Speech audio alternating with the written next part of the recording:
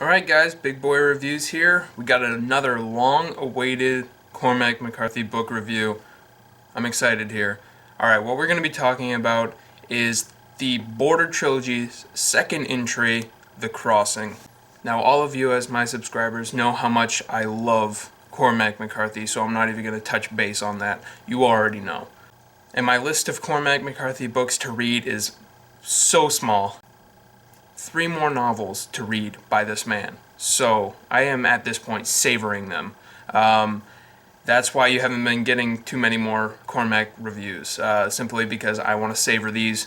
He doesn't have too many books, so that's why. Now, All the Pretty Horses was the book to precede this, and I absolutely loved it. It was in my top 5 list of best books I read last year.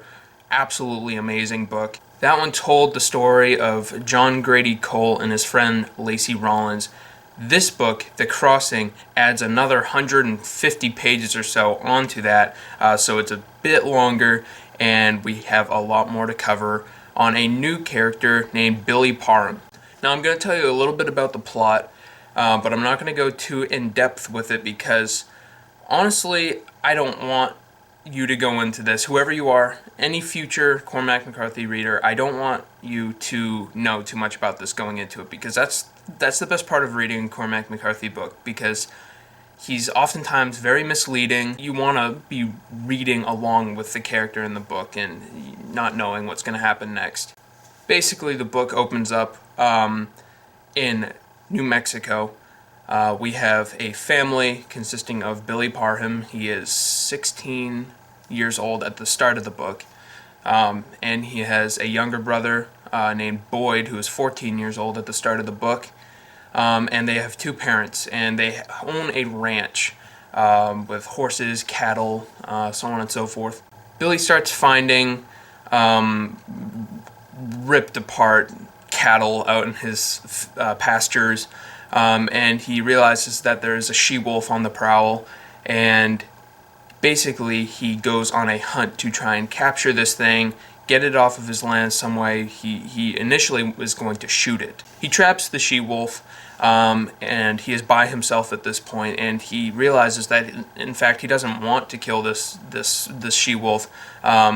It is a very majestic creature. The way Cormac writes these scenes with the wolf is very majestic, like I said, and you can feel like a passion between Billy and this wolf, even though nothing is said between them. So with that said, he takes the wolf, just completely leaves his home, his brother, and his parents, and he takes this she-wolf to Mexico, where he thinks that she has wandered off from the mountains. That is the first crossing of 3 in this book. And as those crossings go on, the book just gets darker and darker. And I highly recommend you do not read the synopsis on the flap jacket. I just really recommend that you don't, because I did, and I could pretty much piece together some things that I didn't want to during my reading. So just take the little synopsis I gave you and go for it. This is McCarthy at the top of his game. This book is expertly written. It's nearly flawless, to be completely honest. His words paint a portrait of this civilization that he's so passionate about. The world in which Billy travels upon throughout this book is almost the main character itself. The people that inhabit it, the banditos that just are always on the lookout for causing trouble. It is just a very, very dangerous world, and you feel very nervous while reading it. I actually underlined a sentence that I thought really fit the characteristics to this Mexican border, that I thought I should share with you guys. I thought it was just a very poetic sentence regarding everything I just said, so I'll read it. He sat the horse in the road beyond the river cottonwoods, and he looked off down country at the mountains, and he looked to the west where thunderheads were standing sheared off from the thin dark horizon, and he looked at the deep oceanic sky taut and vaulted over the whole of Mexico, where the antique world clung to the stones and to the spores of the living things and dwelt in the blood of men.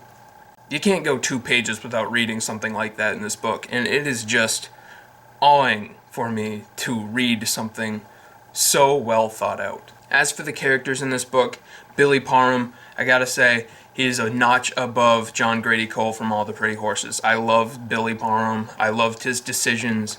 I love Boyd, his younger brother. Awesome character. The chemistry between the two is just phenomenal. If you've read a McCarthy book before, you realize that there aren't too many distinguishing factors between each character. They are all of few words, and they don't really expand themselves too much. But even though that is still present in this book between Boyd and Billy, you can just sense their connection in a way that is very strange from the lack of words you are given. Even though those two are the only real prominent characters in this book, even the horses they ride are such prominent characters that you grow to love as well.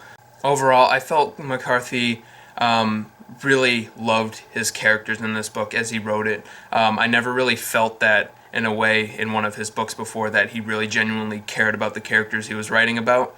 And I felt that in this book, and it was incredible. So I can't recommend The Crossing enough. Please buy it. It's one of his longest books, and you will not regret reading it. I will never forget the last paragraph in this book, and I guess that's when you know it's a gem. Check it out, like I said. Thanks for watching. Peace out.